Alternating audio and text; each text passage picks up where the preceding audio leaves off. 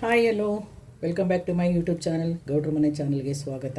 ಎಲ್ಲರೂ ಹೇಗಿದ್ದೀರಾ? ಚೆನ್ನಾಗಿದ್ದೀರಾ ಅಂತ ಅಂದ್ಕೊಂಡಿದ್ದೀನಿ. ಇವತ್ತು ಅಮಾವಾಸ್ಯೆ ಆದ ದಿನ ಎಲ್ರದ್ದು ಪೂಜೆ ಎಲ್ಲ ಮುಗೀತಾ, ಟಿಫನ್ ಎಲ್ಲ ಆಯಿತಾ. ನೋಡಿ, ಇವತ್ತು ಒಂದು ಸಿಂಪಲಾಗಿ ಮಾಡೋ ಅಂಥದ್ದು, ಜಾಸ್ತಿ ಮಸಾಲೆ ಏನೂ ಆಗ್ತಂತೆ ತೊಂಡೆಕಾಯಿ ಪಲ್ಯ ಮಾಡೋಣ ಅಂತ ಬಂದಿದ್ದೀನಿ. ಅದಕ್ಕೆ ಆಯಿಲ್ ಕಾಯಕ್ಕಿಟ್ಟಿದ್ದೀನಿ, ಸಾಸಿವೆ ಹಾಕೋಣ. ಅದು ಸ್ವಲ್ಪ ಚಿಟಪಟ ಅನ್ನಲಿ. ಅದು ಕಟ್ ಮಾಡಿರೋ ಒಂದು ಈರುಳ್ಳಿ ಹಾಕೋತೀನಿ, ಸ್ವಲ್ಪ ಕರಿಬೇವು. ಇದನ್ನೀಗ ಸ್ವಲ್ಪ ಚೆನ್ನಾಗಿ ಫ್ರೈ ಮಾಡ್ಕೊಳ್ಳೋಣ. ಆನಿಯನ್ನು ಸ್ವಲ್ಪ ಚೆನ್ನಾಗಿ ಫ್ರೈ ಮಾಡ್ಕೋಬೇಕು.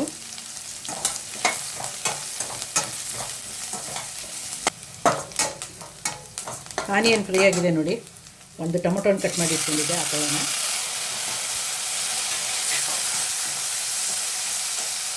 ತೊಂಡೆಕಾಯಿ ಬೇಯಿಸ್ಕೊಳ್ಳುವಾಗ ಉಪ್ಪು ಹಾಕಿದ್ದೀನಿ. ಟೊಮೊಟೊ ಬೇಯೋಕ್ಕೆ ಸ್ವಲ್ಪ ಉಪ್ಪು ಹಾಕೋತೀನಿ. ಇವಾಗ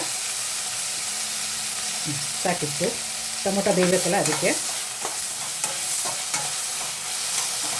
ಮುಚ್ಚಿಬಿಡೋಣ. ಈಗ ಟೊಮೊಟೊನ ಬೇಯಲಿ. ಅದು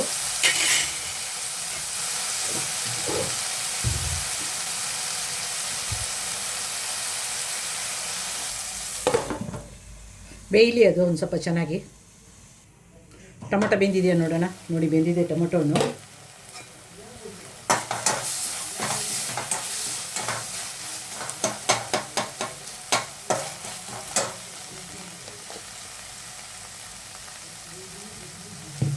ಸ್ವಲ್ಪ ಅರಿಶಿನದ ಪುಡಿ, ಚಿಕನ್ ಮಸಾಲ ಹಾಕ್ತಾಯಿದ್ದೀನಿ ನಾನು.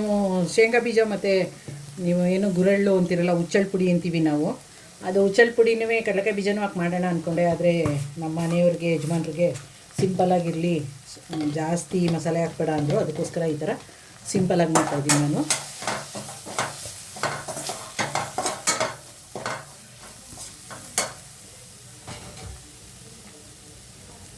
ನೋಡಿ, ಬೇಯಿಸಿಟ್ಕೊಂಡಿದ್ದೆ, ಸ್ವಲ್ಪ ಉಪ್ಪು ಹಾಕಿ ಬೇಯಿಸಿಟ್ಕೊಂಡಿದ್ದೆ. ಈಗ ಇದನ್ನು ಹಾಕೊಳ್ಳೋಣ.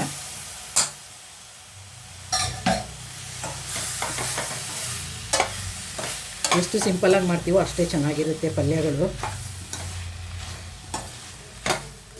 ಮಸಾಲೆ ಅನ್ನೋದು ಜಾಸ್ತಿ ಬೇಡ ಇದಕ್ಕೆ. ಕೊತ್ತಂಬರಿ ಸೊಪ್ಪು ಮತ್ತು ತೆಂಗಿನಕಾಯಿ ತುರಿ ಎರಡನ್ನೂ ಹಾಕೊಂಡ್ಬಿಡ್ತೀನಿ.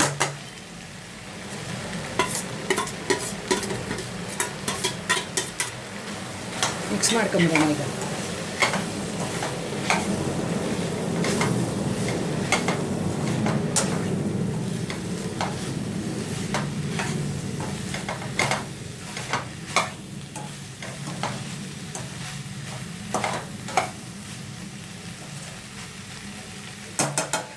ರುಚಿಯಾದ ಸಿಂಪಲ್ಲಾದ ತೊಂಡೆಕಾಯಿ ಪಲ್ಯ ರೆಡಿ. ತೊಂಡೆಕಾಯಿ ಪಲ್ಯ ರೆಡಿಯಾಗಿದೆ ನೋಡಿ. ಪ್ಲೀಸ್ ಯಾರೆಲ್ಲ ನನ್ನ ಚಾನಲ್ ನೋಡ್ತೀರೋ ಲೈಕ್ ಮಾಡಿ, ಶೇರ್ ಮಾಡಿ, ಕಮೆಂಟ್ ಮಾಡಿ, ಪೂರ್ತಿ ವಿಡಿಯೋ ವಾಚ್ ಮಾಡಿ, ಸಬ್ಸ್ಕ್ರೈಬ್ ಮಾಡ್ಕೊಳ್ಳೋದನ್ನು ಮರಿಬೇಡಿ. ಹಾಲ್ ಅಂತ ಸೆಲೆಕ್ಟ್ ಮಾಡಿ. ಸೂಪರಾದ ಸಿಂಪಲ್ಲಾದ ತೊಂಡೆಕಾಯಿ ಪಲ್ಯ ರೆಡಿ.